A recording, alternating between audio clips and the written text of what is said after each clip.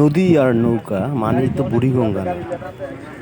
অনেকে আমরা নৌকার আর নদী এই দুইটাকে দেখলে ভাবি হয়তো এটা বুড়িগঙ্গা নদী।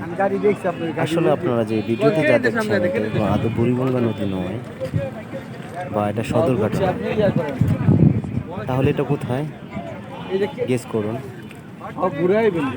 পারতেছেন না? তার মানে আপনি এখানে যাননি এখনো, মেবি, যেহেতু জায়গাটা চিনতে পারতেছেন না। জায়গাটা খুব পরিচিত, ঢাকার শহরেই অবস্থিত।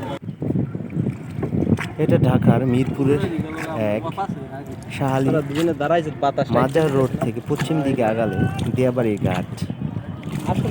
নদীর এই পাশটা মিরপুর এক আর নদীর ও পাশটা সাভারের কাউন্দিয়া অঞ্চল পড়ছে। যদিও কাউন্দিয়া মিরপুর নির্বাচনী এলাকায় অন্তর্ভুক্ত, কিন্তু এই অঞ্চলটা পড়ছে সাভারে।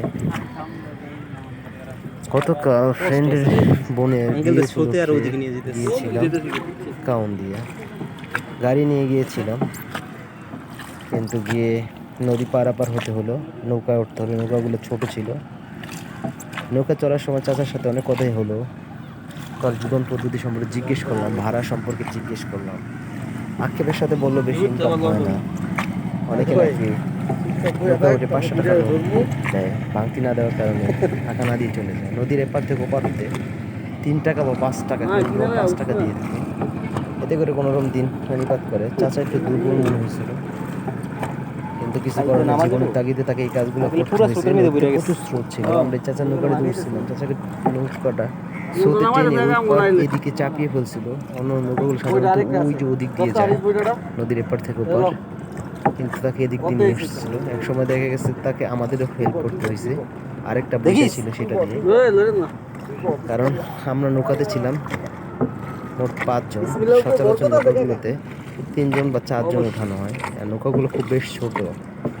2বার এমন হয়েছিল যে নৌকাটা ডুবে যাবে এরকম। দেখতেই পাচ্ছেন আদার্স নৌকাগুলো আছে, দেখেন আমাদেরকে চাপিয়ে ফেলেছে প্রায়। কিছু করার নেই এই পাশে। আর ওই পাশটাতে আমার ফ্রেন্ড ছিল, সে একটা বৈঠা দিয়ে নৌকার আরেক দিক দিয়ে গিয়ে সামনে চাচাকে হেল্প করতেছিল।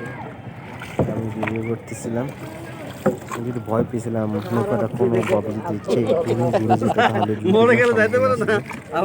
যেহেতু এটা তুরাগ নদীর শাখা, একটু সামনে তুরাগ নদী। কাউন্দি অঞ্চলটা পুরোটা এই নদী আর এই তুরাগ নদী দিয়ে বেষ্টিত, বেশি বড় না। আমরা যেই বাসায় গেছিলাম সেই বাসার ছাদ থেকে দেখা খুব সামনেই দেখা গেল সেই তুরাগ নদীটা। তো দেখতে পাচ্ছেন অনেকে পার হচ্ছে। ফ্রেন্ডে দাঁড়িয়ে ছিল ভয়ে যে সে নৌকা ডুবে যায়, ও বসতে পারতেছেন না।